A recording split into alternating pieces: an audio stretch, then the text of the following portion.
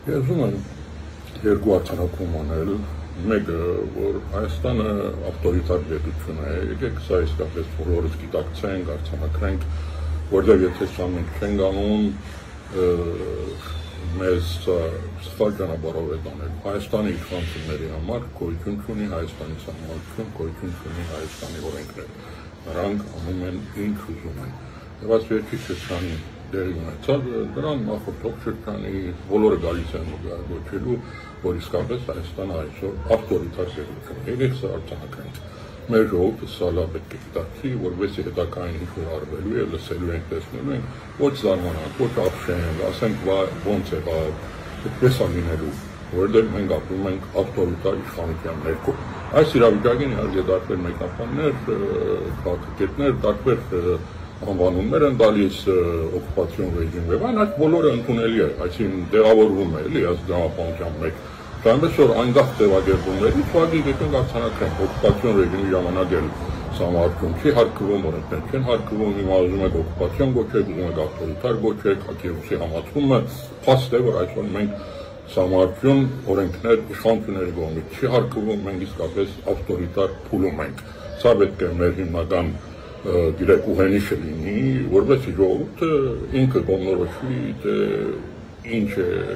իրենից սպասում, ինչ պետք է անի այս իրավիճակը փոխելու համար։ Սա մի արձանագրում։ Երկրորդ արձանագրումը, որ ուզում եմ անել, դա հետևյալն է։ Նայեք, այս բոլորի հիմքում ցանկացած իրադարձություն, որ շվեցրեք, բացեք մի քիչ շերտերը հետ գնաք, տեսնեք, որ այս բոլորը գալիս անկում է Արցախի խնդրին։ Նայեք, Փաշինյանը Արցախը հանձնել է Ադրբեջանին։ Սա հեշտ է ասել ու ընդունելը, բայց Փաշինյանը հայկական լեռնաշխարհի ամենահայկական հողագտորը հանձնել է Ադրբեջանին։ Նայեք, քրիստոնյաներս մենք ծնվում ենք այսպես կոչված սկզբնական մեղքով, թե գալիս է ակամ եւ այից, մգրտություն ենք ստանում, որպես այդ մեղքը մեր վրայից հանդի։ Այս 18 թվականից հետո Փաշինյանի սկզբնական մեղքը Ղարաբաղի հանձնումն է։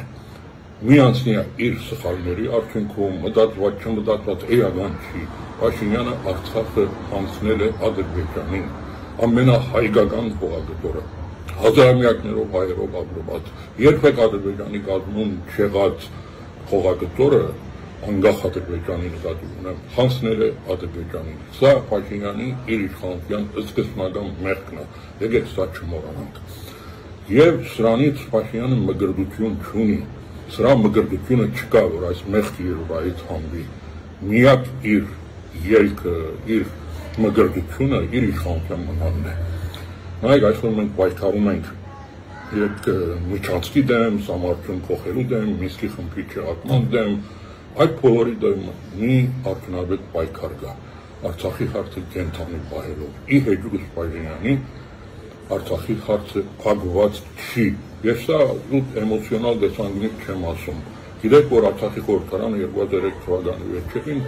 ստեղծեց մի հանձնախումբ, որ պետք է պաշտպանի արցախական իրավունքները միջազգային պատերազմում։ Այս հանձնախմբի անդամներից մեկը նաև ես։ Եվ այս երկու տարվա մեր կոորդինացիան արդյունքն է, որ ես ձեզ ասում եմ, այսօր միջազգային հանրության համար Արցախի հարցը փակված չի։ Այնքան ժամանակ, որ Լեռնային Ղարաբաղի ժողովուրդը միջազգային երաշխիքներով իրենց դները վերադառնալու հարցը օրագարկային խնդիր չի քննարկվում, Լեռնային Ղարաբաղի հարցը փակված չի։ Սա պետք է լինի մեր պայքարի հիմնական ուղենիշը, հավատացեք այս հարցի մասին խոսելով, բարձրացնելով, մենք միայն կարողանանք պայքարել այդ նույն հարակից խնդիրների, այդ բոլորը հետևանքներ են, կորիդորներ համարտում փոխելն է, գիտեք, Մինսկի խմբն է, միջազգային իրավաբանի դատարաններից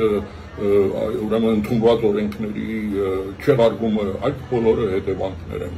Այսօր դրանց դեմ պայքարելու միակ ճանապարհը Լեռնային Ղարաբաղի հարցը, Արցախի հարցը կենթանի պահելն է ճիշտ թվակերպումով։ Այնքան ժամանակ, որ Լեռնային Ղարաբաղի 150,000 եւ ավելին երևի դրանց մինչեւ վերադարձի հարցը իրավունք միջազգային երաշխիքներով օրագարկային խնդիր չի, դա չի քննարկվում, Արցախի հարցը փակված համարելը դա միայն Փաշինյանի ուղեղում է։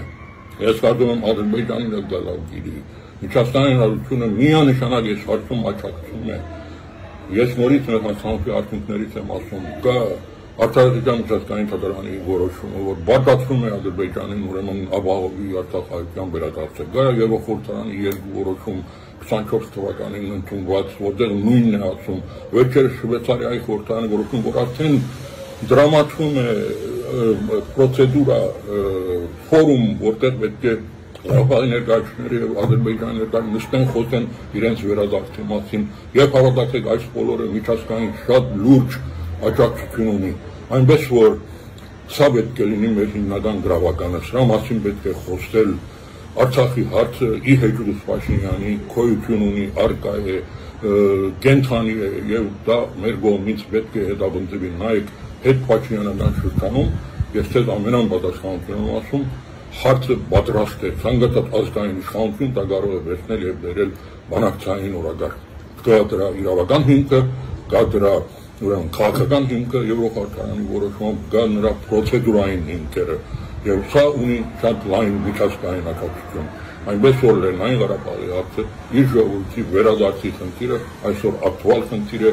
օրագարկային խնդիր է եւ հետ Փաշինյանական իշխանության համար սա այն հարցն է, որ մի անգամից պատրաստ կարող է վերցնի եւ բերի բանակցային օրագարկ։